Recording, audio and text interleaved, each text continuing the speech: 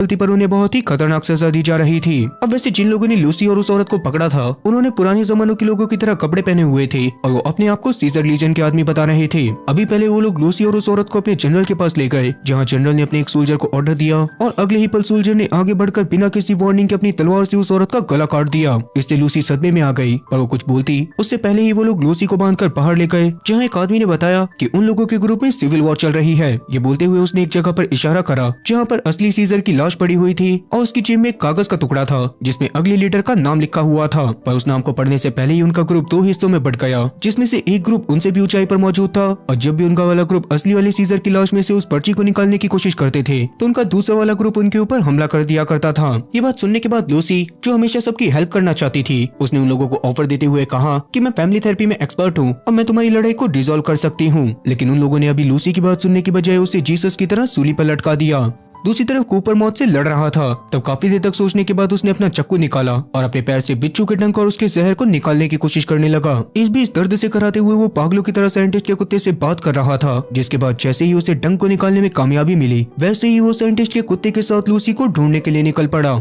इधर ward number 31 में Norman ने माता मना रहे लोगों को शांत करने के लिए उनसे झूठ कहा कि मैं 200 सालों की जेनेटिक इंजीनियरिंग का नतीजा हूँ, एक नया ब्रीड ऑफ एग्जीक्यूटिव। आप सब लोग मेरा स्टाफ हो और आप लोगों का सबसे पहला मिशन किसी भी तरह से इस वार्ड से बाहर निकलना है। न जाने क्यों मगर नॉर्मन की बातों पर सभी लोगों को भरोसा हो गया और जो लोग अभी तक पैनिक कर रहे थे वो तुरंत ऑर्गेनाइज होकर बाहर निकलने का रास्ता ढूंढने में लग गए। तब एक औरत को वार्ड की छत की तरफ एक छोटा सा दरवाजा मिला, जिसके बारे में पता चलते ही नॉर्मन बाकी सबके साथ बाहर की दुनिया में आ गया, जहाँ वार्ड से थोड़ी ही दूरी पर उन्हें समंदर भी दिखाई दे रहा था। मगर वो लोग जो पुरानी असली दुनिया को देख चुके हैं उन्हें बाहर का नजारा अच्छा नहीं लगा, लेकिन नॉर्मन जिसने ये नजारा भी पहली बार ही देखा था उसके लिए तो ये सब भी जन्नत से कम नहीं था। दूसरी तरफ एरिया 51 में सोल्जर नए बेस का सेलिब्रेशन मनाने के लिए फाइट के मजे ले रहे थे, जिसमें कोई भी सोल्जर किसी भी सोल्जर को चैलेंज कर सकता था और उसी दौरान एक गुस्सेल पहलवान भीड़ को चीरते हुए मैक्स के पास आकर उसको चैलेंज करने लगा। दरअसल मोल्डावेर को जान से मारने के बाद मैक्स का रुतबा सभी लोगों से बहुत ज्यादा ऊपर हो चुका था और वो पहलवान मैक्स को नीचे दिखाना चाहता था। तब ना चाहते हुए भी मैक्स को लड़ाई करने के लिए मानना पड़ा, जिस दौरान शुरू में तो वो आदमी मैक्स पर हावी पड़ने लगा और उसने काफी भारी भरकम मुक्के मारकर मैक्स को जमीन पर गिरा दिया। लेकिन मैक्स ने हार नहीं मानी